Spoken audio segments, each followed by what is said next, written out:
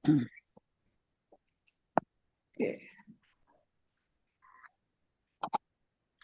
بالله من الشيطان الرجيم.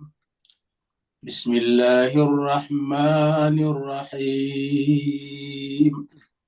أعوذ بالله من الشيطان الشيطان الرجيم. الرجيم. بسم الله الرحمن الرحيم.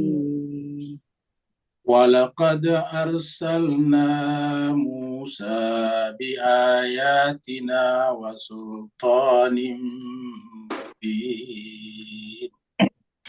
ولقد أرسلنا موسى بآياتنا وسلطان مبين إلى فرعون وملئه فاتبعوا أمر فرعون.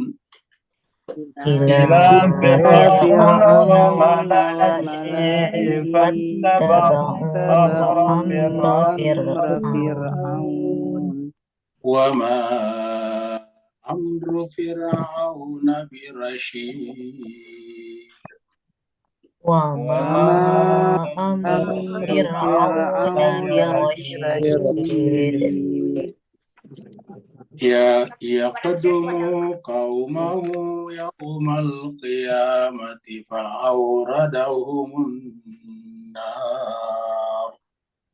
يقدم قومه يوم القيامة فأوردهم النار. وبئس الورد المورود. وبئس الورد المورود. وأتبعوا في هذه لعنة ويوم القيامة. وأتبعوا في هذه لعنة ويوم القيامة. بئس الرفد المرفود. بئس الرفد المرفود. ذلك من أنباء القرى نقصه عليك. ذلك من أنباء القرى نقصه عليك. منها قائم وحصيد. منها قائم وحصيد.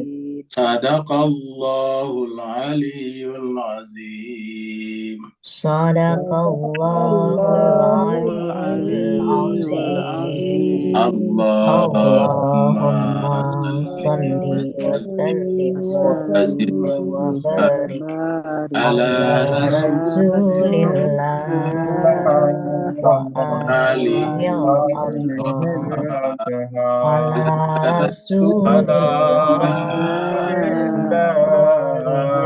وآله يا اللهم صل على محمد وآل محمد. اللهم صل على محمد.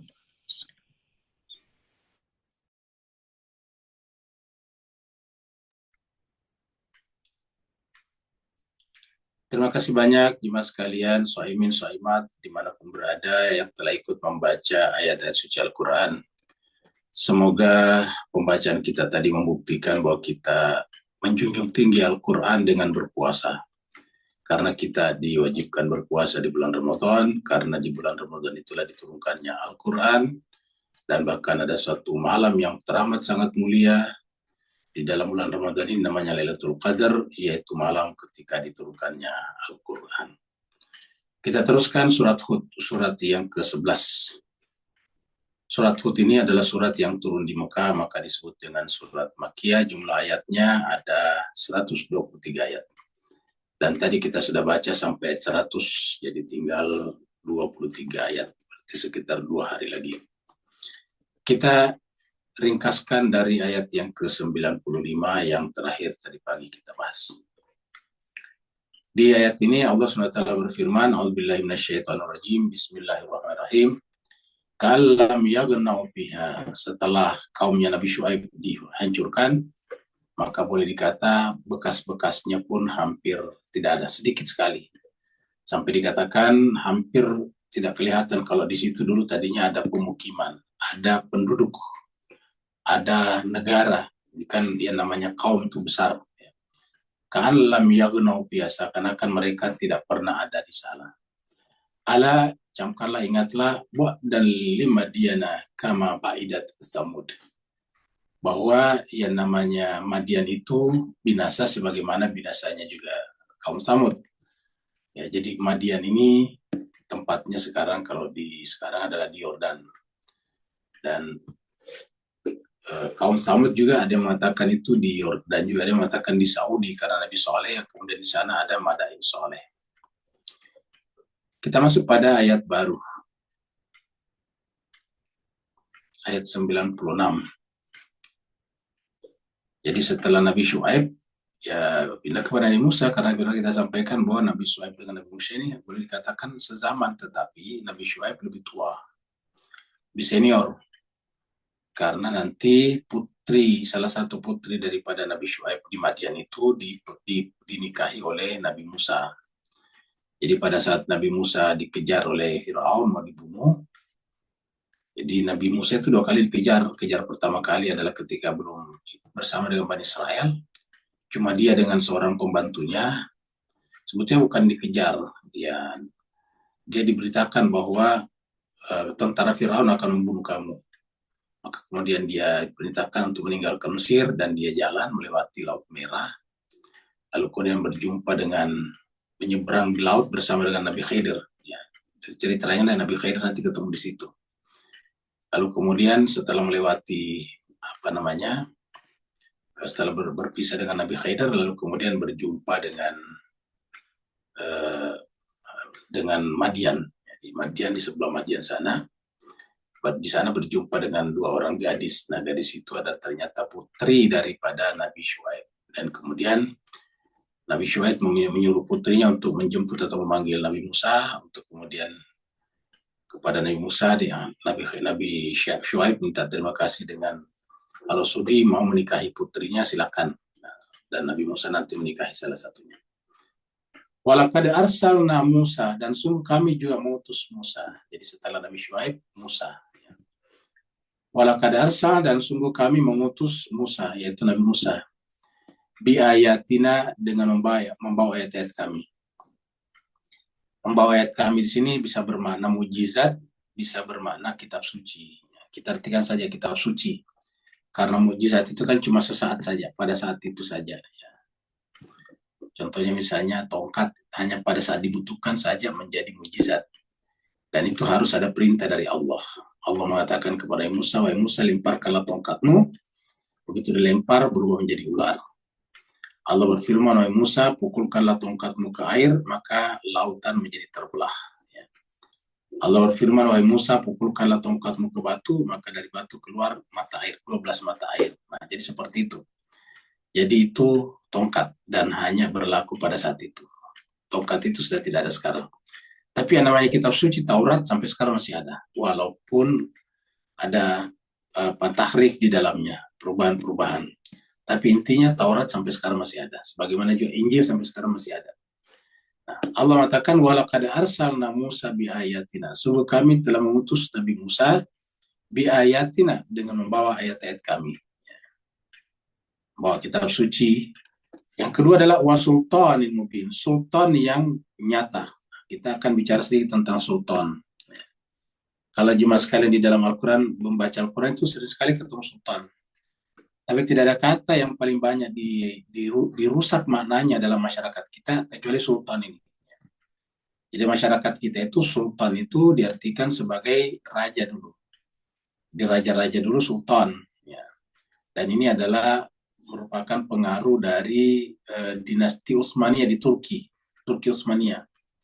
Karena Turki Utsmaniyah nanti itu menggunakan kata sultan, Sultan Abdul Hamid I, Abdul Hamid II, dan sebagainya.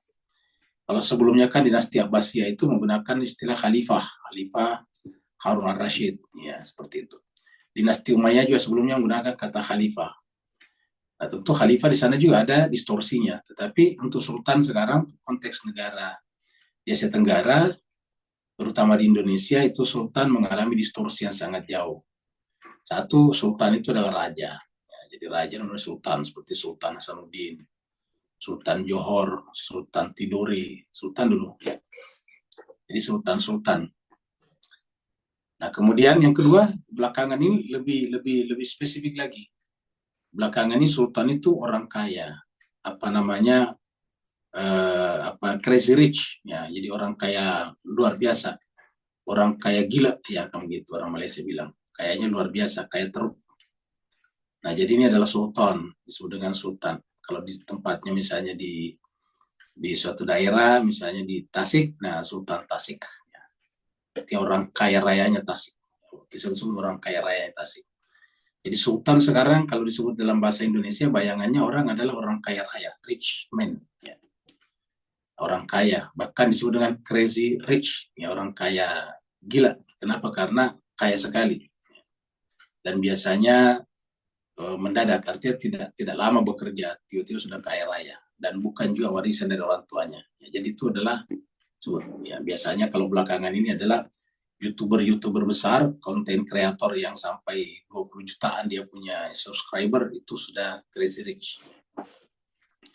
Nah, mereka disebut dengan sultan. Jadi sultan.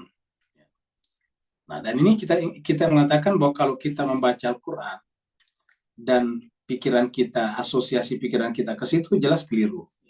Ulangi lagi, jelas keliru. Karena sultan itu sebetulnya bukan ke situ, ya. Walaupun memang bisa diarahkan ke situ. Tapi dalam konteks Al-Quran benar-benar jauh dari situ. Dalam konteks Al-Quran, kita sering sekali dalam Al-Quran menggunakan kata sultan. Ya. Yang paling sering kita baca itu adalah surat Al-Isra ayat 80. Ya. Setelah kita salat tahajud itu kan ayat 9 tahajud. Wa minal laili fatahajjad bihi nafilatan lak asa ayyab'atsaka rabbuka maqama mahmuda. Dan di sebagian malam bangunlah bertahajud. Kemudian nanti doanya di ayat 80. Wa qul rabbi adkhilni mudkhala sidqin wa akhrijni mukhraja sidq waj'al li min ladunka sultanan nasira. Itu ada kata sultan di sana. Ya. Bayangkan kalau kita artikan sultan itu jadi kaya raya. Ya. Kita minta kepada Allah, ya Allah jadikanlah aku kaya raya. Karena hanya dengan kekayaanlah bisa menolong aku. Ini kan menjadi keliru besar. Karena dikatakan sultanan nasira. Ya. Kekayaan itulah yang menolong lah. Ini kan tidak ada dalam Al-Quran kekayaan menolong. Menolong itu iman, amal saleh. Ya. Ataukah pemberi syafaat nanti di akhirat, itu yang menolong. Nah, kalau kita katakan sultan seperti itu, berarti sultanan nasira, ya berarti kekayaan, jadi kaya raya yang menolong. Kita semuanya harus berusaha menjadi crazy rich, ya, jadi orang kaya gila, supaya kita bisa tertolong. Nah, kalau kita artikan di situ, nah makanya kita sampaikan bahwa marilah kita dulu mendekonstruksi bangunan pemahaman kita tentang sultan yang ada dalam pikiran kita. Kita runtuhkan, kita dekonstruksi, baru kita bangun ulang. Berdasarkan apa? Berdasarkan Al-Quran. Ya. Karena dikatakan di sini, walaqad arsalna Musa biayatina wa sultanin mubin. Jelas Nabi Musa bukan orang kaya. Nabi Musa itu nggak punya apa-apa. Ya. Ketika di Mesir juga, dia hanya numpang di istana Fir'aun, dibesarkan. Karena dihanyutkan oleh ibunya dan kemudian ditampung oleh Fir'aun. Lalu kemudian dibesarkan di sana, terutama melalui jasa besar istri Fir'aun yang bernama Asia. Nah, jadi Asia lah yang menyebabkan Fir'aun Musa bisa besar di istana itu. Walaupun tetap diasuh oleh ibunya sendiri, ibu Musa. Nah, jadi cuma sekian berbahagia. Lalu kemudian Musa kesimpulannya tidak punya apa-apa. Ketika dia mau dibunuh dan Bani Israel, dia lari tidak membawa apa-apa. Pokoknya lari membawa apa yang bisa dibawa saja. Karena pemberitahuannya itu malam, lalu kemudian dikatakan besok Fir'aun akan membunuh kalian, maka malamnya harus jalan, ya. Tidak membawa apa-apa. Lalu kemudian menyeberang lautan, lalu kemudian sampai kembali ke Baitul Maqdis, ya, ataukah Masjidil Aqsa kalau setelah nama lainnya. Baitul Maqdis di sana disuruh masuk, tetapi Bani Israel tidak mau masuk sebelum Nabi Musa dan Harun mengusir orang-orang di sana, penduduk aslinya. Nah, kalau kita artikan sultan di situ gimana sultannya Nabi Musa? Ya. Sultani Mubin, yang bisa kita sampaikan, Nabi Musa dalam berdiskusi dengan Fir'aun selalu menggunakan argumentasi yang tak bisa dipatahkan oleh Fir'aun. Jadi dengan demikian sultan ini adalah argumentasi yang berdasarkan pengetahuan yang benar. Jadi argumentasi berdasarkan pengetahuan yang benar, dan pengetahuan yang benar itu mempunyai dua kemungkinan. Pertama adalah husuli, yang kedua huduri. Dan nilai kebenaran yang melekat pada huduri adalah lebih tinggi daripada yang pada husuli. Karena huduri itu langsung dari Tuhan. Jadi kemungkinan distorsinya sangat sedikit, bahkan tidak ada. Karena langsung hadir. Nah, sultannya Nabi Musa seperti itu. Nah, dengan demikian, ketika kita membaca doa, Rabbi adkhilni mudkhala sidq, wa akhrijni makhraja sidq, waj'alni min ladunka sultanan nasira, ya berarti yang kita minta itu adalah ilmu pengetahuan argumentatif, ya. Bukan hanya sekedar bukan hanya sekedar kekuasaan seperti itu. Mari kita lihat di kamus ini ada kamus ya. Ini ada kamus, kita lihat dulu ya. Kamus bahasa Arab ini ya. Ini sultan, sama tulisannya persis. Sultan itu adalah kekuasaan, otoritas, kedaulatan, kekuatan, pengaruh. Nah, dari sinilah kemudian sultan diartikan sebagai raja, kepala negara, karena ada kekuasaan, ada otoritasnya. Ya. Dia mengambil keputusan secara berdaulat, itu sultan. Kemudian kalau dia istrinya sultan, namanya sultanah. Ya. Atau biasanya diartikan sultan perempuan, penguasa perempuan sultanah. Ya. Seperti pada saat Cut Nyadin, suaminya yang raja itu dibunuh, maka dia menjadi sultanahnya. Nah, kita lihat juga di sini, dari kata sultan, apalagi kata sultania. Sultan itu adalah mangkok besar, seperti samudra itu mangkok. Ya. Kita lihat di sini juga ada al-malakut. Malakut itu artinya kekuasaan. Al-izzu was sultan. Dari sini kemudian muncul kekuasaan ini. Al-izzu was sultan. Ada juga al-wilayah. Al-wilayah, pemerintahan. Al-hukmu was sultan. Ya. Nah, jadi intinya dari sini kita kemudian dibantu untuk memahami Al-Quran. Ya. Al-Quran tidak persis seperti ini. Artinya bahwa kalau berdasarkan Al-Quran tadi, otoritas tertinggi itu ataukah otoritas yang bersifat humanis adalah otoritas yang datang dari pengetahuan yang benar. Apa sebabnya? Karena otoritas berasal dari pengetahuan yang benar itu bersifat meritokrasi. Ya, tidak kebetulan. Kalau ini kan kebetulan, bersifat deterministik namanya. Ya. Siapa saja bisa jadi sultan. Yang penting anaknya sultan bakal jadi sultan. Walaupun bagaimana pintarnya dia, kalau bukan anaknya sultan tidak bisa jadi sultan. Ya. Itu namanya plutokrasi, bukan meritokrasi. Ya. Bahkan kalau itu didasarkan atas darah biru namanya aristokrasi. Jadi ada aristokrasi, ada plutokrasi, ada meritokrasi. Ya. Dan ada tentunya terkenal demokrasi. Nah, jadi kita lihat di situ adalah intinya adalah bahwa kedaulatan itu didapatkan atau diberikan berdasarkan pengetahuannya. Maka yang punya otoritas tertinggi dalam agama yang paling tahu agama itu secara sempurna. Nah, dengan demikian pemilik otoritas tertinggi dalam hal kehidupan ini adalah mereka yang mengetahui seluruh aspek kehidupan, dan itu adalah para nabi dan rasul yang ilmunya diberikan Allah kepadanya, bukan hasil, bukan husuli, bukan hasil belajar dari yang lain. Karena kalau hasilnya belajar dari yang lain, bisa saja pengetahuannya tinggi, tetapi mentalnya untuk itu tidak. Ambil contoh misalnya Alexander the Great. Kita tahu Alexander the Great, Alexander Agung, itu adalah murid ya dari seorang filosof besar, yaitu murid daripada Aristoteles. Siapa yang tidak kenal Aristoteles? Karena sejak zamannya Socrates dipercaya bahwa kerajaan atau negara hanya bisa makmur apabila dipimpin oleh filosof. Mereka percaya seperti itu.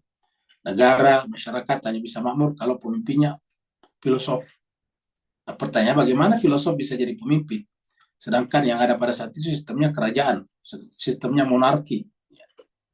Artinya yang bisa jadi pemimpin anaknya raja. Monarki kan harus anaknya raja jadi raja berikutnya, anak pertamanya biasanya. Nah, sedangkan filosof ini kan banyak orang biasa. Bagaimana bisa jadi raja? Maka Aristoteles mengatakan, karena kita filosof tidak bisa jadi raja karena bukan keturunan raja, ya satu-satunya cara agar raja itu adalah filosof, adalah kita filosof mendidik calon raja berikutnya. Maka Aristoteles pun juga berusaha semaksimal mungkin mendidik calon raja berikutnya, yaitu Alexander Agung, Alexander the Great itu. Tapi apa yang terjadi kemudian? Semua kita tahu, begitu Alexander the Great kemudian naik di tampuk kekuasaan, yang melakukan sesuatu yang luar biasa juga. Habis itu negara-negara di sekitarnya dimasuki lalu dibakar semuanya. Di antara yang membakar Persepolis, istana Persepolis yang besar dan megah di Shiraz di Iran itu adalah Alexander the Great. Sepanjang perjalanannya itu banyak korbannya. Dan sampai pada tingkat tentaranya nanti ribuan bahkan puluhan ribu mati ketika kecapean sampai di Afghanistan menjelang India. Nah, ini yang kita lihat itu kan berputar tuh dari Iran menuju kepada Afghanistan, Pakistan ataukah India. Nah, perjalanan tentaranya luar biasa, akhirnya kemudian kecapean banyak, akhirnya kemudian terhentilah di sana. Nah, itu adalah Alexander the Great, artinya menjadi masalah juga. Nah, dengan demikian yang disebut dengan sultan itu harusnya adalah otoritas pengetahuan yang datang dari Allah, bukan dipelajari seperti Alexander the Great, Alexander Agung mempelajari filsafat atau pengetahuan dari Aristoteles, ya seperti itu. Jadi walaqad arsalna Musa bi ayatina wa sultanin mubin. Jadi sungguh kami mengutus Nabi Musa dengan ayat kami wa sultanin mubin. Jadi sultanin mubin. Jadi Nabi Musa ini bukan anak raja di Mesir. Nabi Musa dari Bani Israel. Sedangkan Mesir pemimpinnya Fir'aun. Ya, tentu anaknya Fir'aun yang bakal jadi raja. Nah, dengan demikian apa sultan yang diberikan di sini? Yaitu pengetahuan yang benar, yang mencakup segala-galanya, dan itu nyata, artinya tidak bisa ditemukan kekurangannya oleh Musa dan para ahli-ahli. Ingat pada saat itu Mesir itu pusat peradaban dunia. Peradaban arsitektur dipimpin oleh orang seperti Qarun, peradaban ilmu pengetahuan dipimpin oleh seperti Balaam. Kemudian mereka memiliki pengetahuan yang luar biasa. Kemudian politik yang dipimpin oleh Fir'aun langsung. Ekonominya juga adalah Qarun, seperti itu. Jadi kekuatan itu terkonsentrasi di Mesir pada saat itu. Dan semuanya ada di sana. Jadi masing-masing selain daripada Fir'aun ada Qarun, ada nanti Samiri juga dari pihak Bani Israel, dan ada juga Qarun juga dari Bani Israel. Kemudian ada juga Balaam, dan seterusnya. Jadi ada beberapa tokoh yang ada di sekitar Fir'aun. Nah, sultan itu adalah dalam pengertian argumentasi, ilmu pengetahuan, dan itu yang dimiliki Nabi Musa pada saat itu. Tidak dapat kita bayangkan Nabi Musa menghadapi Fir'aun, menghadapi Balaam, menghadapi Qarun, menghadapi yang lain. Itu adalah Musa menghadapi itu semuanya.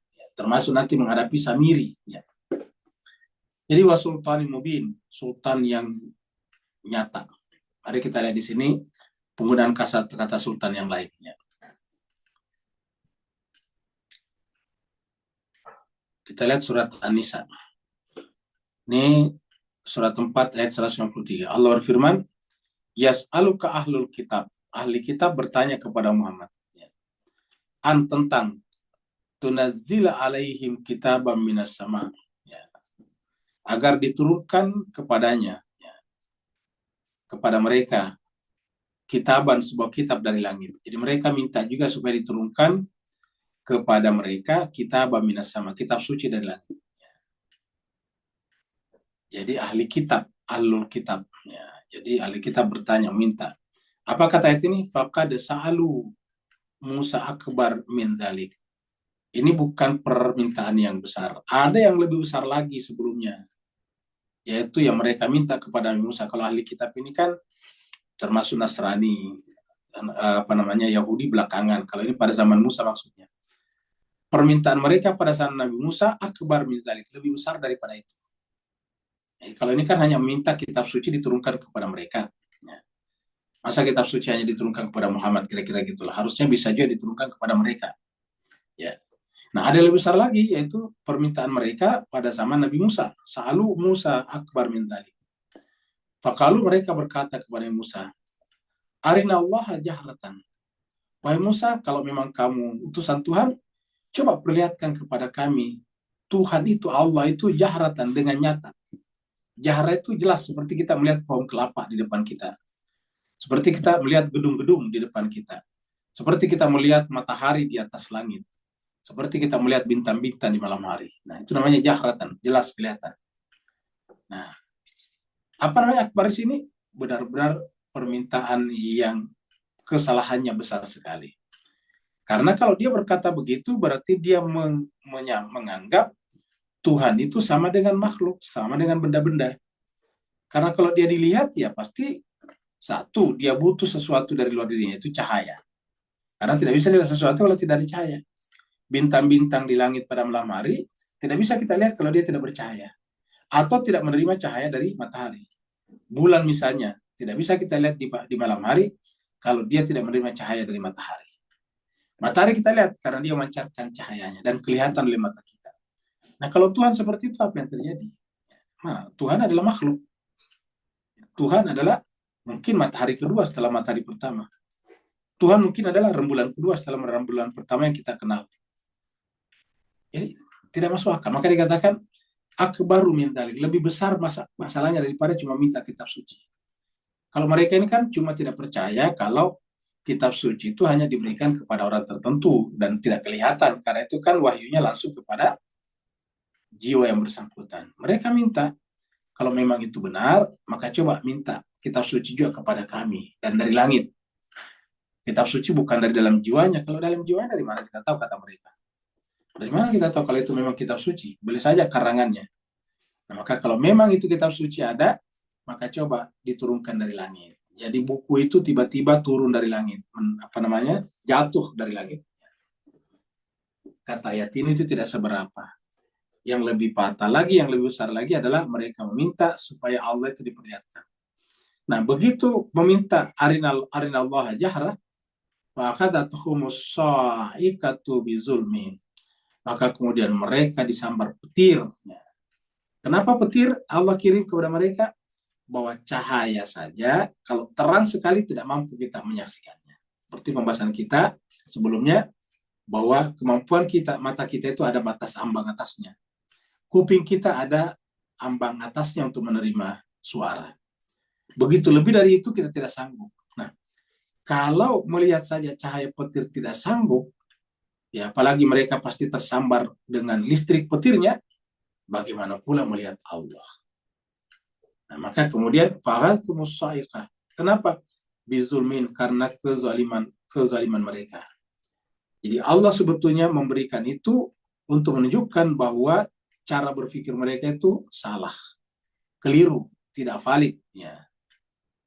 Summa takhazu al-ijla.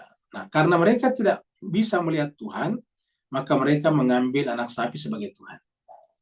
Karena ini artinya apa? Ini artinya aliran materialisme sebetulnya. Aliran materialisme di sini bukan pecinta uang, bukan. Tapi yang kita sebut materialisme di sini, yang dianggap ada, yang dianggap sahih keberadaannya, yang bisa dipegang, yang bisa dilihat, yang bisa didengar suara itu kan materi. Materi itu kan bisa dipegang, bisa dilihat, bisa didengar suaranya. Kalau digesek kedengaran suaranya. Ya. Nah, mereka berpikir bahwa karena Tuhan tidak bisa dilihat, kita bisa bikin Tuhan sendiri. Maka mereka pun atas inisiatif daripada Samiri, mereka membuat al-ijl, patung anak sapi yang terbuat dari emas. Mimba dimaja'athumul bayina, setelah datang kepada mereka al-bayina, sultan, argumentasi yang jelas, tetapi mereka menganggap bahwa ini tidak jelas karena tidak bisa memperlihatkan Tuhan dengan jelas, nyata. Lupa kalau Tuhan diperlihatkan dengan jelas, ya dia bukan Tuhan. Dia adalah materi, dia adalah benda. Ya. Memang pernah malaikat memperlihatkan wajahnya wajah manusia. Tapi ingat bahwa itu malaikat, bukan Tuhan. Dan satu yang kedua, malaikat pun juga hanya datang dalam bentuk, tidak memiliki materi. Kita sudah sampaikan sebelumnya, tidak menyentuh makanan. Ya, jadi artinya apa yang muncul itu cuma wujud bentuknya saja, surahnya saja, ya, formnya saja. Jadi kalau ada hylomorphism, hylonya tidak ada, formnya yang kelihatan. Ya, jadi bendanya, materinya tidak kelihatan, tidak ada, tetapi yang ada adalah formnya, bentuknya. Ya. Morfnya yang ada kelihatan, bentuknya kelihatan. Nah, jadi dengan demikian Tuhan apalagi tidak punya bentuk. Kalau Tuhan mengambil bentuk, berarti dia terikat bentuk. Kalau malaikat wajar karena dia makhluk. Wajar Tuhan malaikat mengambil bentuk seperti manusia, wajar karena memang dia makhluk. Dia terikat oleh bentuk, walaupun tidak ada materinya. Tapi kalau Tuhan sama sekali tidak terikat oleh materi, bentuk. Tidak terikat oleh materi, ruang, waktu, dan tentu saja bentuk. Karena bentuk bagian daripada materi. Jadi tidak bisa. Jadi arina Allah jahratan fa'akhadhatuhum as-sa'iqatu bizulmin. Tsumma takhadul ijla min ba'di ma ja'atuhumul bayyinah. Nah, kemudian mereka mengambil itu al-ijal, anak sapi, setelah datang kepada mereka keterangan yang jelas al-bayyinah dari Nabi Musa tadi. Al-bayyinah yaitu argumentasi yang tak bisa diruntuhkan pilar-pilar logikanya. Fa'afauna anzalika, tetapi kami memaafkan mereka setelah itu. Wa ataina Musa sultana mubina. Jadi mereka justru bertumpu pada kekuatan materi, pada Fir'aun, kepada Samiri tadi, kepada patung sapi yang terbuat dari emas. Tapi Tuhan tidak menyuruh dia sebagai sultan. Justru ujungnya wa ataina Musa sultana mubina. Jadi kami berikan kepada Musa sultan mubina. Jadi sultan itu apa? Sultan itu adalah otoritas pengetahuan. Otoritas yang didapatkan dari pengetahuan. Karena dia mendapatkan otoritas pengetahuan, otomatis mendapatkan otoritas kekuasaan. Karena harusnya penguasa yang bisa adil itu adalah yang sekaligus punya otoritas pengetahuan yang sempurna. Kalau dia tidak memiliki pengetahuan yang sempurna, misalnya rajanya tidak punya pengetahuan yang cuma memadai, gimana bisa berbuat sempurna? Bagaimana berbuat adil? Sedangkan keadilan itu harus dimulai dari pikiran, dari pengetahuan. Nah, jadi ini adalah surat An-Nisa. Kita langsung surat Ar-Rahman. Ini juga paling sering dikutip kalau bicara tentang sultan. Sultan di sini. Surat Ar-Rahman ayat 33. Ya ma'syaral jinni wal ins. Wahai masyarakat jin dan manusia. Wahai spesies jin dan manusia. Ini statatum jika kalian sanggup. Istita'ah itu sanggup. Ini statatum jika kalian sanggup. Antan fuzu untuk menembus. Min aqtaris samawati wal ardh. Seluruh penjuru langit dan bumi. Fanfuzu maka tembuslah. La tamfuzuna illa bisultan. Kamu tidak akan mampu menembusnya kecuali dengan sultan.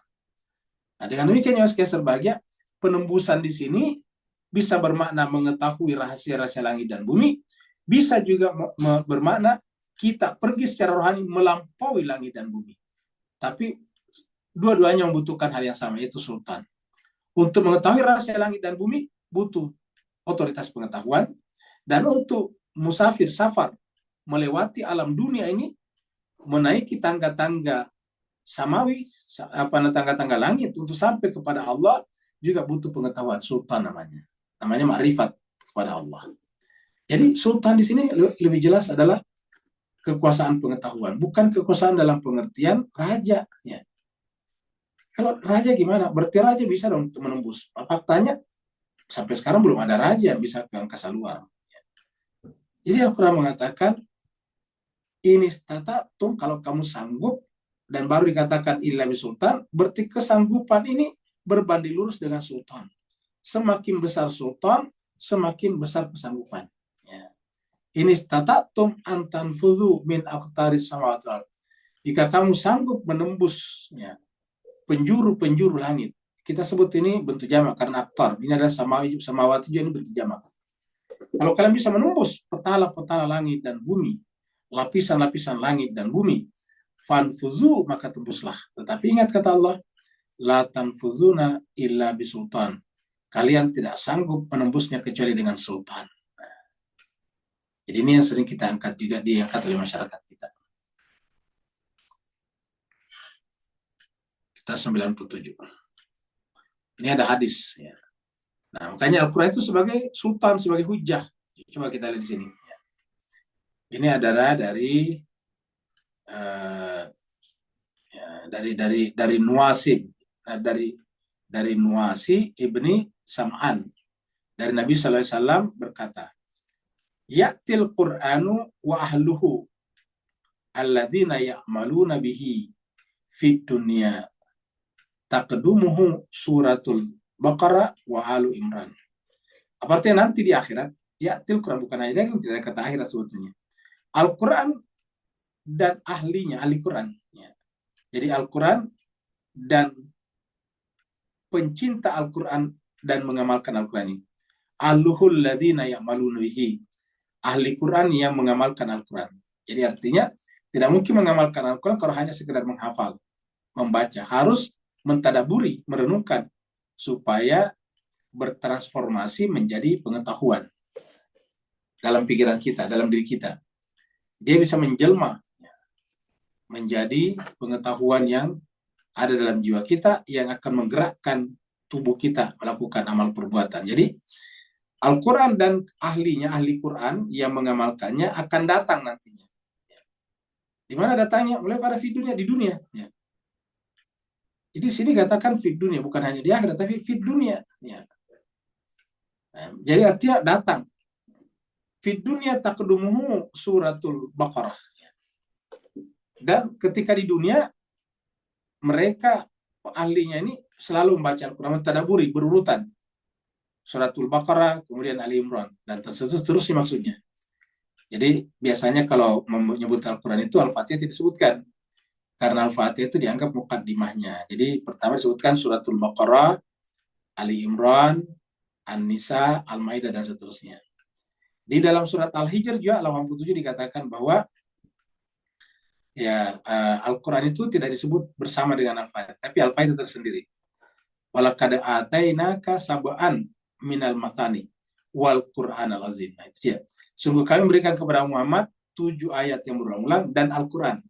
Dari situ ditafsirkan oleh para ulama bahwa Al-Fatihah itu di luar batang tubuh Al-Quran. Jadi batang tubuhnya itu daripada Al-Baqarah.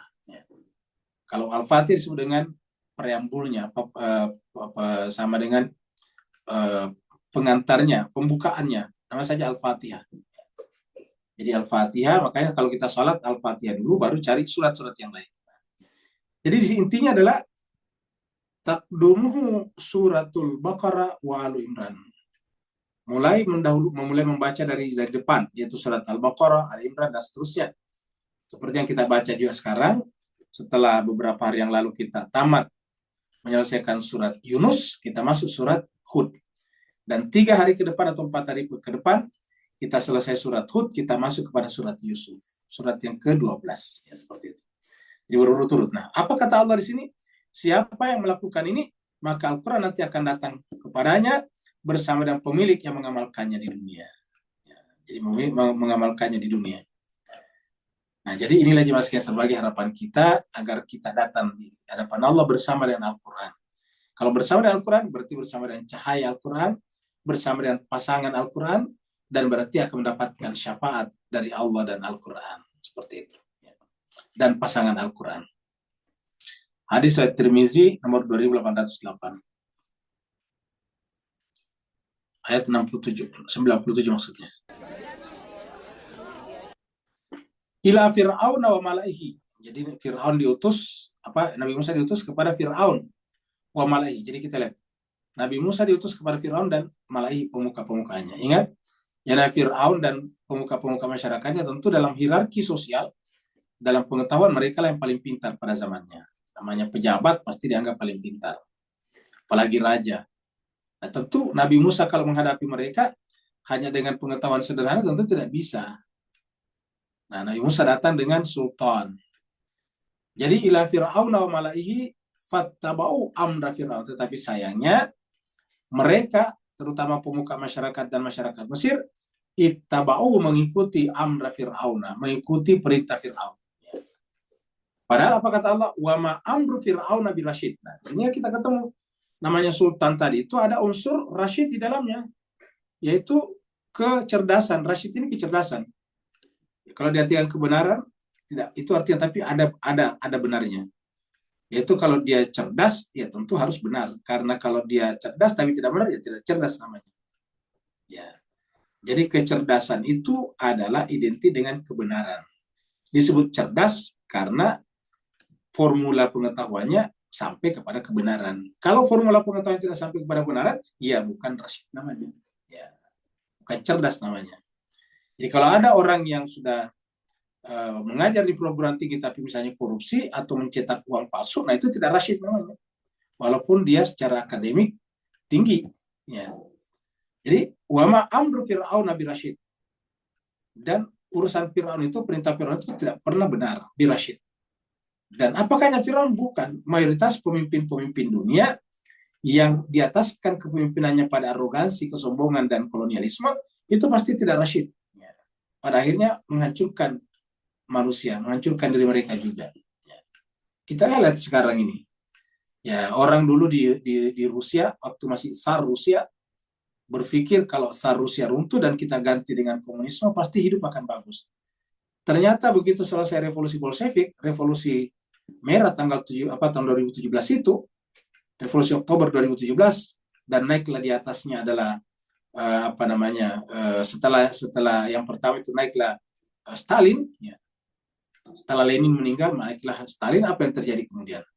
Waduh, luar biasa, otoriternya lebih daripada raja Rusia sebelumnya. Coba kita lihat. Apakah dia rasyid? Enggak, akhirnya menghukum teman-teman seperjuangannya sendiri. Itu Stalin, ya. Nah, jadi begitu juga misalnya di Cina dulu dengan Mao Zedong. Ya. Nah, jadi artinya apa? Pemimpin-pemimpin manusia itu mungkin ada kadar kecerdasannya, tetapi tidak sesempurna daripada orang-orang, insan-insan yang menerima langsung pengetahuannya dari Allah, dari Tuhan. Ya. Jadi katakan di sini, wa ma amru Fir'aun birasyid. Jadi perintah Fir'aun itu birasyid, tidak benar, tidak ada unsur kecerdasan di dalamnya. Ya. Kita lihat lagi di sini. Surat Ghafir. Alladzina yujadiluna fi ayatillah bighairi sultanin atahum. Ini masih sultan tadi. Jadi orang-orang yang mendebat ayat-ayat Allah tanpa sultan, berarti kan argumentasi yang datang kepada mereka. Siapa yang mendebat Allah dengan argumentasi yang datang argumentasi yang datang kepada mereka, maksudnya itu siapa yang mendebat Allah dengan tanpa argumentasi yang jelas yang datang kepada mereka, yaitu husuli, maka kabura maqtan indallah. Alangkah bencinya mereka mendapatkan kebencian yang besar di sisi Allah. Jadi kalau kita berargumentasi tidak berdasarkan sultan, argumentasi yang jelas, maka kita mendapatkan kabura maqtan. Apalagi sultan itu digunakan untuk mendebat ayat-ayat Allah. Jadi kabura maqtan indallah wa indal ladzina amanu, dan juga di sisi orang beriman. Nah, orang yang berargumentasi tanpa sultan adalah orang yang tertutup hatinya ini. Kadzalika yatba'ullahu ala kulli qalbin mutakabbirin jabbar. Begitulah yatba'ullahu, Allah menutup ala kulli qalbin, setiap hati. Hatinya siapa? Mutakabbir, orang yang sombong, jabar dan berbuat semena-mena. Nah, sebelumnya kita sudah ketemu ada kata jabar berkaitan dengan orang-orang melawan Nabi. Jadi mereka adalah mutakabir, orang yang sombong, dan jabar. Kulli kalbin mutakabirin jabar. Sombong di sini kepada manusia. Dia mutakabir boleh, tetapi dalam pengertian menghadirkan kebesaran Allah pada dirinya. Tapi kalau mutakabir dalam pengertian menghadirkan kebesaran egonya, nah itu disebut di sini. Mutakabirin jabar. Kita lihat lagi di sini surat Luqman. Wa idza qila lahum, apabila dikatakan kepada mereka, ittabi'u ma anzalallah, ikutilah apa yang Allah turunkan, itu Al-Qur'an atau kitab suci. Qalu, apa kata mereka? Bal nattabi'u ma wajadna alaihi abana. Kami mengikuti kebiasaan-kebiasaan yang kami temukan dari orang tua kami, baik kebiasaan perbuatan ataupun kebiasaan pikiran. Ya. Jadi mereka telah menerima sesuatu dari moyang mereka tanpa dicerna, tanpa dianalisis. Sehingga kita sebut itu sebagai penerimaan yang bersifat dogmatika, dogmatis. Kami hanya mengikuti apa yang kami temukan dari orang tua kami. Karena ini menunjukkan bahwa dirinya bukan dirinya. Dirinya adalah orang tua mereka, moyang-moyang mereka. Jadi orang yang berkata kami mengikuti apa yang kami temukan dari orang tua kami, sebetulnya tidak punya diri sejati. Kenapa? Karena ketika mengatakan saya, itu tidak lain daripada moyang-moyang mereka yang telah diinjeksikan secara turun-temurun ke dalam jiwa-jiwa mereka. Awalau kana syaitanu yada'uhum ila adzabis sa'ir. Apakah pantas mereka mengikuti moyang-moyang mereka, orang tua mereka, kalau ternyata itu sejalan dengan agenda-agenda syaitan? Sementara agenda syaitan itu mengajak manusia kepada azab yang menyala-nyala. Apa itu agenda syaitan? Ya tidak berdasarkan kebenaran, tapi berdasarkan hawa nafsu. Jadi ini adalah surat Luqman.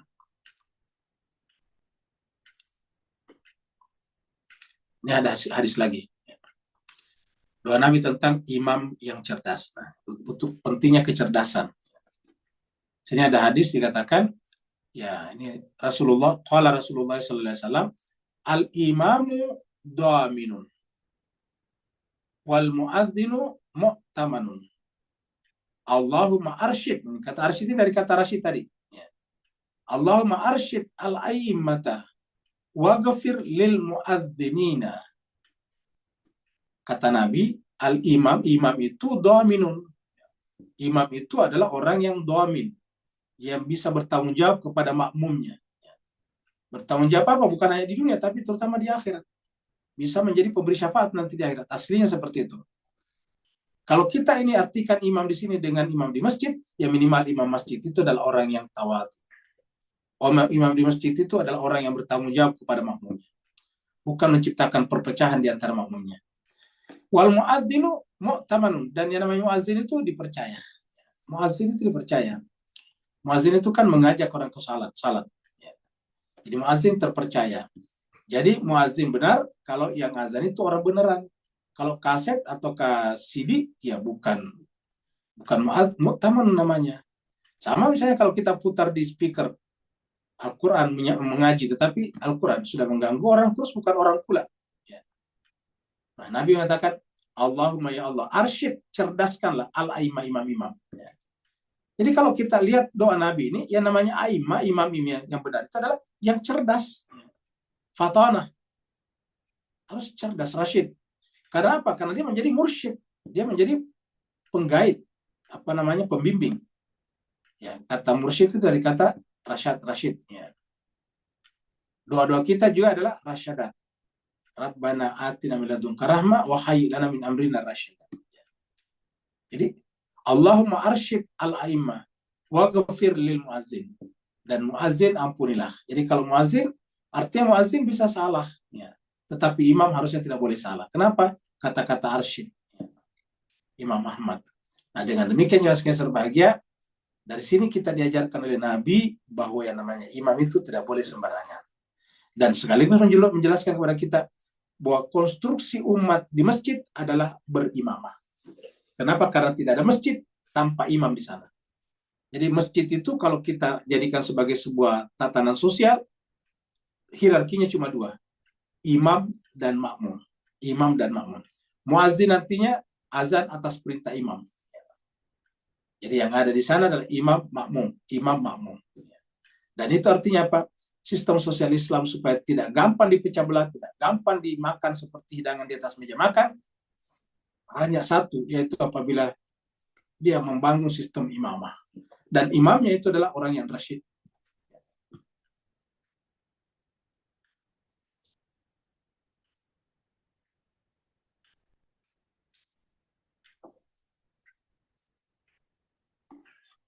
Ya kedumu qaumahu yaumal qiyamah. Apa yang terjadi dengan Fir'aun tadinya?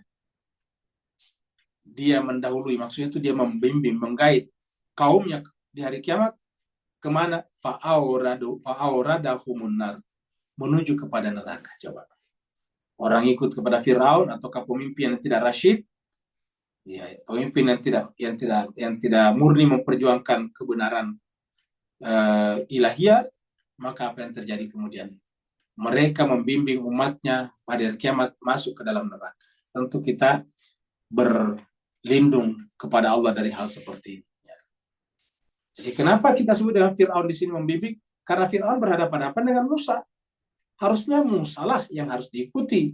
Karena Musa itu adalah auradahum al-jannah, menginginkan mereka surga. Tapi Fir'aun, mereka nggak kenal istilah surga dan neraka. Yang ada adalah konsep kekuasaan. Yang ada adalah konsep politik di atas segala-galanya. Yakdumu qaumahu yaumal qiyamah wa auradahum annar.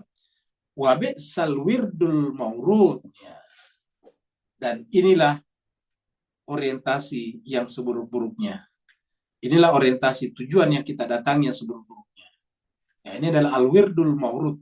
Inilah tempat datang yang seburuk-buruknya tempat datang bisa. Kenapa? Karena neraka. Dan kalau kita masuk neraka, ya selama-lamanya. Ya. Surat Al-Baqarah kita lihat sini. Ya. Innalladzina yaktumuna ma anzalallah minal bayyinat wal huda mim ba'di ma bayyana linnas fil kitab ulaika yal'anuhumullah wa yal'anumul la'in. Orang-orang yang menyembunyikan apa yang Allah turunkan dari kitab suci, Al-Bayyinat dan kitab suci, mimba dibayyanahu linnas, setelah Allah menjelaskannya itu kepada manusia, fil kitab di dalam kitab suci, ulaika mereka itu yal'anuhumullah wa yal'anuhumul la'in. Allah laknat mereka dan siapa saja melaknat akan melaknat mereka. Jadi artinya apa? Boleh kita melaknat, tetapi melaknat kepada yang tidak boleh salah juga. Nanti kita lihat ayat berikutnya. Nanti kita lihat di ayat berikutnya. Wa utbi'u fi hadhihi laknah. Akhirnya kemudian karena Fir'aun tadinya mengajak, menggait, membimbing umat masuk kepada neraka, maka kemudian mereka diikuti dalam kehidupan dunia ini laknat. Dan begitu ya yaumal kiamat, di hari kiamat. Siapa yang melaknatnya? Siapa saja melaknat. Jadi melaknat siapa saja melaknat. Bisar rifdul marfud. Kalau tadi kan bisal wirdul mardud, sekarang bisal rifdul marfud. Ini adalah merupakan laknat yang paling buruk. Laknat itu kan kita berikan kepada yang dilaknat. Ya, memang pemberian yang paling buruk. Ya. Jadi laknat itu adalah pemberian yang paling buruk. Jadi tidak boleh kita melaknat sembarangan. Tapi kalau harus dilaknat, harus laknat. Bagaimana caranya kita melaknat? Melaknat apa yang dilaknat Allah. Jadi ingat, supaya laknatnya tidak salah, harus melaknat apa yang dilaknat Allah. Mana contoh yang dilaknat Allah dalam Al-Quran? Yaitu membunuh orang dengan sengaja. Itu namanya harus dilaknat. Coba kita lihat hadis berikut ini. Nah, kita tidak boleh saling melaknat kalau tidak punya dalilnya, tidak punya alasannya. Nah, di sini kita lihat ada Rasulullah bersabda ini. Ya. Ini ada dari Samura bin Jundab. An Samura ibn Jundab. Qala berkata, qala Rasulullah sallallahu alaihi wasallam,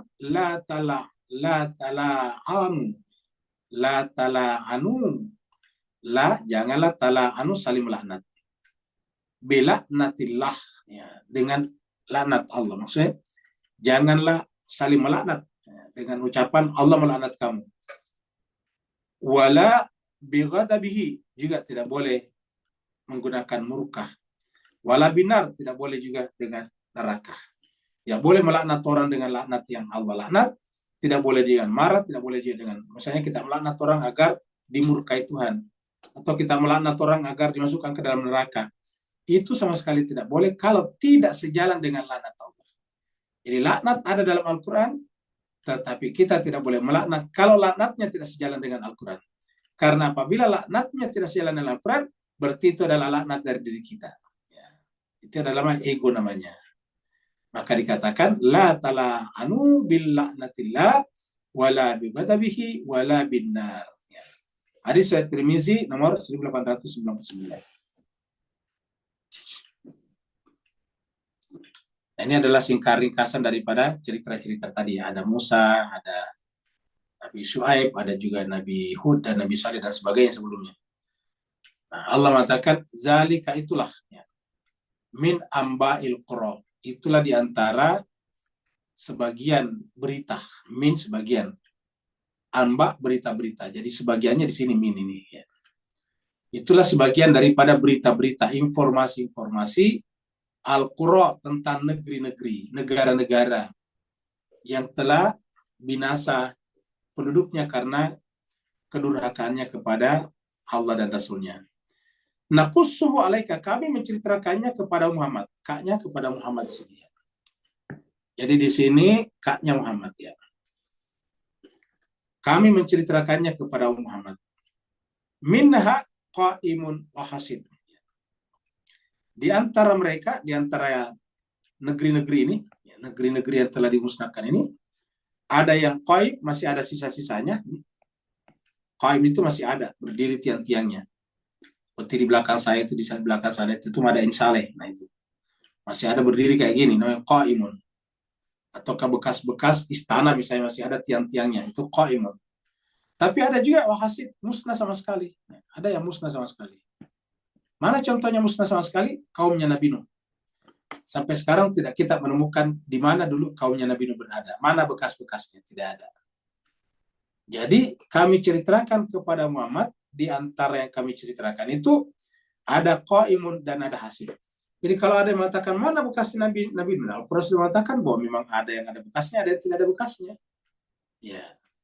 Jadi kalau tidak ada bekasnya, ya kita tidak boleh menuntut ada bekasnya.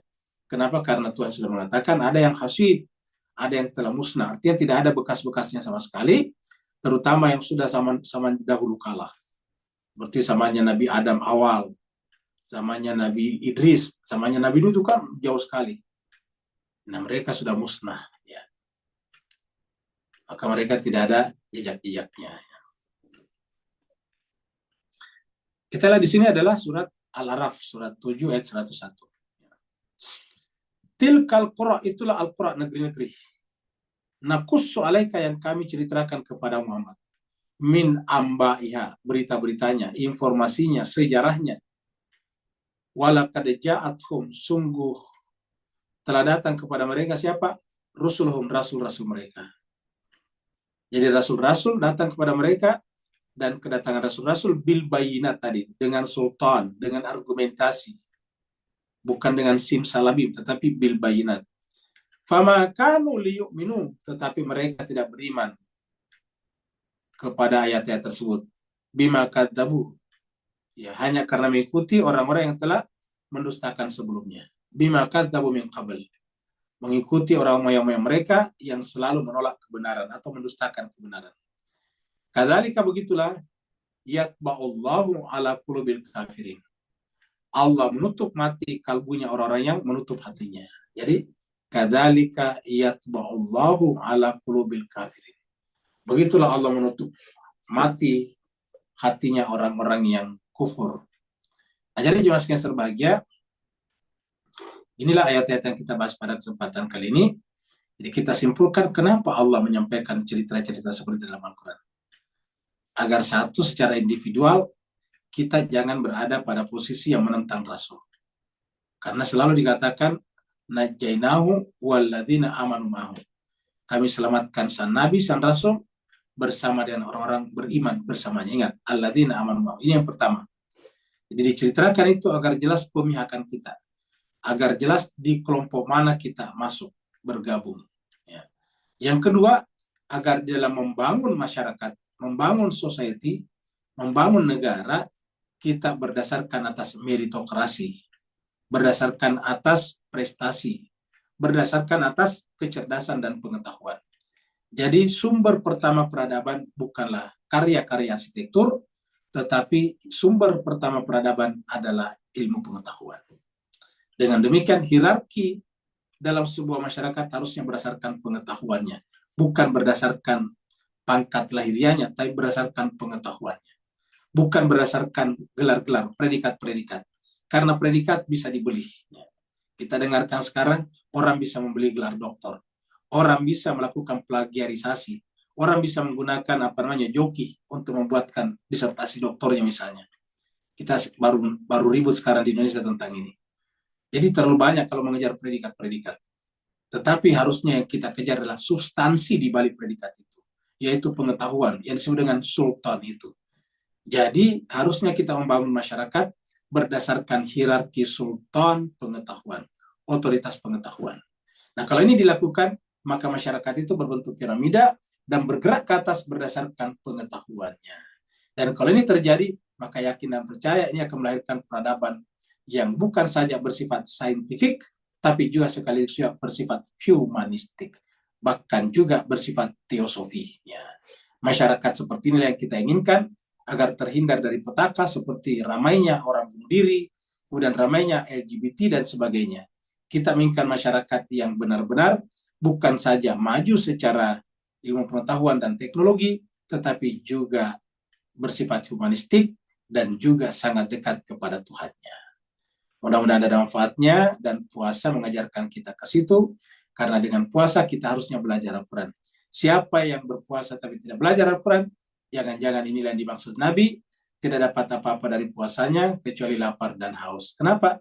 Karena kita diwajibkan berpuasa di bulan Ramadan, karena di bulan Ramadan inilah turunkannya Al-Quran. Bagi Bapak Ibu yang berpuasanya hari Sabtu mulainya tanggal 1 Maret, maka sebentar malam, kalau versi Sunni, Ahlus Sunnah wal Jamaah, itu adalah malam Lailatul Qadar pertama. Jadi malam Lailatul Qadar pertama. Kalau di Singapura dan Malaysia, dan di Ahlus Sunnah, maka malam Lailatul Qadar pertamanya nanti besok malam. Karena puasanya mulainya tanggal 2 Maret. Tapi kalau dia misalnya adalah pengikut Ahlul Bait atau mazhab Ja'fari misalnya, maka malam Lailatul Qadarnya sudah mulai 2 malam yang lalu, yaitu tanggal 19 malam, kalau dia berpuasa tanggal 1, seperti itu. Tidak perlu kita persoalkan, karena bagi Tuhan, Tuhan itu tidak terikat ruang waktu. Kita yang mengkapling-kapling waktu, karena kita terikat dengan waktu. Dan waktu bagi kita adalah perhitungan, menghitung 1, 2, dan sebagainya. Kita menghitung tanggal, kita menghitung hari. Ya. Dan Tuhan tidak terikat oleh hari-hari dan waktu-waktu. Kita yang terikat dengan itu. Kesadaran kita terikat dengan itu. Oleh sebab itulah, marilah kita yang mau mengikuti malam Lailatul Qadar 2 malam, silakan, lebih bagus. Mengikuti sebentar malam, mengikuti besok malam juga. Apa sebabnya? Karena kalau seandainya Tuhan itu pun strict dengan malam ganjilnya sesuai dengan misalnya ru'ya, ya katakanlah begitu. Nah, bukankah juga di belahan bumi ini berbeda-beda? Karena posisinya, posisi geografisnya kan berbeda-beda. Sama-sama si A, tetapi bisa saja berbeda antara Sistani dengan Ayah Khamenei, bisa berbeda, dan itu sering terjadi. Nah, bertanya di mana Tuhan berpihak. Ya, dengan demikian marilah kita berhenti untuk mengkapling-kapling Tuhan dalam ruang waktu dengan strict bahwa kalau tidak malam ini berarti salah. Ya, kalau tidak malam ini berarti kita harus usir. Kenapa? Dia menyalahi aturan. Nah, tidak boleh seperti itu. Kenapa? Tuhan tidak seperti itu. Ulangi lagi, Tuhan tidak se-strict seperti itu. Terima kasih banyak. Mohon maaf atas segala kekurangan. Kalau benar dari Allah, kalau salah dari kekurangan dan kesalahan Al-Fakir sendiri, mohon dimaafkan dan ditinggalkan. Ambil yang benar, karena yang benar itu datang dari Allah SWT, dari Al-Quran. Terima kasih banyak atas partisipasinya. Yang mau bertanya, dipersilakan. Waalaikumsalam. Waalaikumsalam warahmatullahi wabarakatuh. Silakan Pak Nur. Barakallahu Bismillahirrahmanirrahim. Astagfirullahaladzim.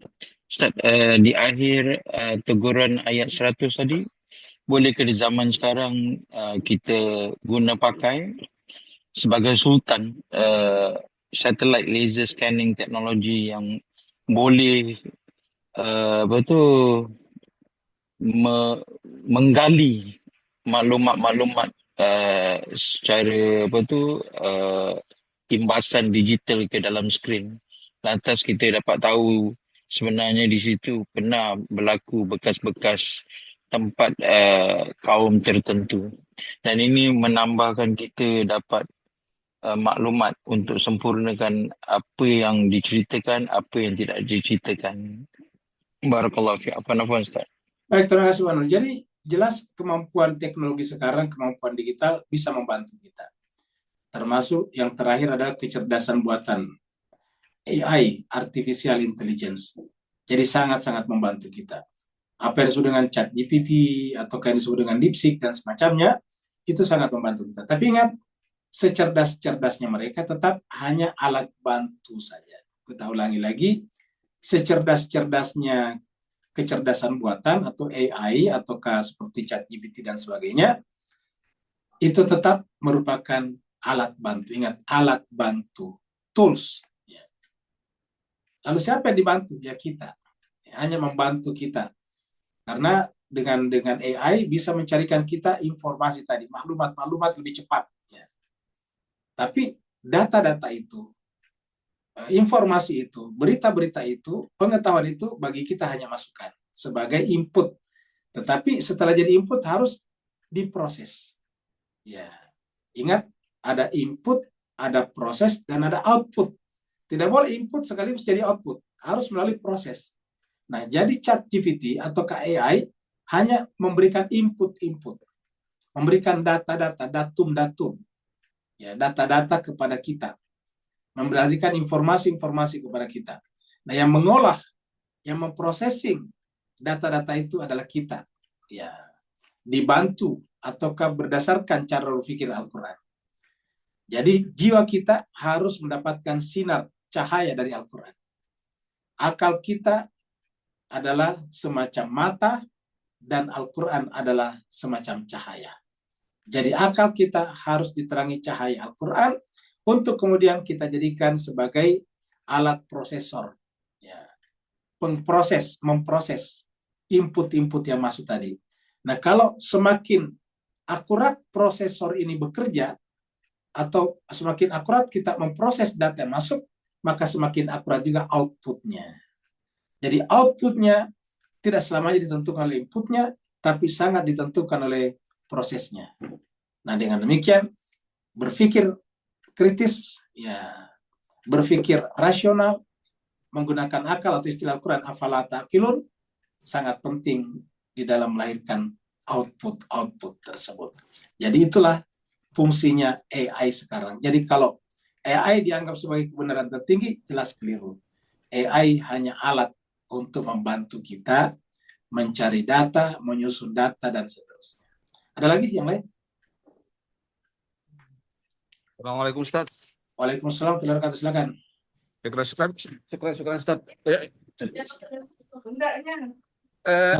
Izin Ustaz, soal Lailatul Qadar tadi Ustaz. Ya. Iya. Inti menurut saya itu Ustaz. Ini mungkin kekeliruan, mungkin saya keliru Ustaz memahami. Ya, silakan. Dari surah Al-Qadar itu Ustaz ya. Ya. Itu kan dimulai dengan penekanan menurut saya. Di situ intinya sesungguhnya inna anzalnahu fi lailatul qadar. Fi lailatul qadar itu sebenarnya hanya keterangan saja. Nah, pertanyaannya ketika misalnya Al-Qur'an tidak ada, apakah lailatul qadar itu ada? Kan di situ. Iya. Jadi inti sesungguhnya menurut saya, ini mungkin saya tolong diluruskan. Inti sesungguhnya Lailatul Qadar itu adalah Al-Qur'an. Mohon pencerahannya Ustaz. Assalamualaikum warahmatullahi wabarakatuh. Baik, terima kasih banyak Ustaz Wahidin. Jadi cuma sebenarnya saya kira benar ya. Kita harus jawab dengan benar bahwa ini benar. Inti daripada Lailatul Qadar adalah Al-Qur'an. Tidak ada Lailatul Qadar kalau tidak ada Al-Qur'an. Bahkan inti daripada seluruh alam semesta adalah Al-Qur'an. Karena Al-Qur'an adalah Tuhan dalam bentuk kalimat. Tuhan dalam bentuk kalimat. Kalimatullah. Kalam Allah. Jadi ketika Tuhan kita wujudkan dalam bentuk kalam, maka itu adalah Al-Quran. Ya. Dan kita sampaikan bahwa seluruh alam semesta ini, seluruh makhluk ini sebelum ada, dia hanya berbentuk kalamnya Allah. Ya. Berbentuk ilmunya Allah saja yang ada di sisinya, yang terkadang disebut dengan Lauh Mahfuz. Penggunaan kata Lauh Mahfuz juga tidak bisa kita pahami secara harafiah. Kata Lauh itu artinya lembaran, istilah kitanya sekarang file. Kemudian mahfuz artinya terjaga. Di mana terjaganya? Di dalam diri Tuhan, dalam zatnya Tuhan. Ya, seperti itu. Jadi antara ilmunya Tuhan dan zatnya Tuhan tidak terpisah. Karena kalau dia terpisah ada dualitas. Ya, dia satu di sana. Nah, dengan demikian inti daripada Lailatul Qadar adalah Al-Quran. Tidak ada Lailatul Qadar kalau tidak ada Al-Quran. Jadi ketika dikatakan wa ma adraka ma Lailatul Qadar, Lailatul Qadar khairum min alfi syahr, artinya apa? Artinya bahwa kehidupan kita manusia ini menjadi jauh lebih baik daripada 1000 bulan hanya dengan Al-Quran. Kalau tidak dengan Al-Quran, kita seperti Fir'aun. Bisa saja jadi raja, bisa saja di konglomerat seperti Qarun, bisa saja jadi intelektual seperti Bal'am, tetapi kemudian tidak ada nilainya di sisi Allah Subhanahu wa Ta'ala. Dan dengan demikian, dengan Al-Quran menjadilah hidup kita, value kita menjadi khairun min alfi syahr. Apa sebabnya? Karena Al-Quran itu akan menyebabkan luruhnya antara bumi dan langit. Di mana pada saat itu kita bergerak ke atas dan yang di atas bergerak ke bawah. Tanazzalul malaikatu warruhu fiha bi'izni rabbihim min kulli amr. Apa itu amr? Kita sudah sampaikan. Amr itu adalah lebih tinggi daripada khalq. Terima kasih banyak Ustaz Hidin. Ada lagi sebelum kita tutup? Tidak ada, Ustaz. Sudah tidak ada, baik. Karena tidak ada lagi, jadi kita akhiri sampai di sini. Terima kasih banyak. Wa'alaikumsalam.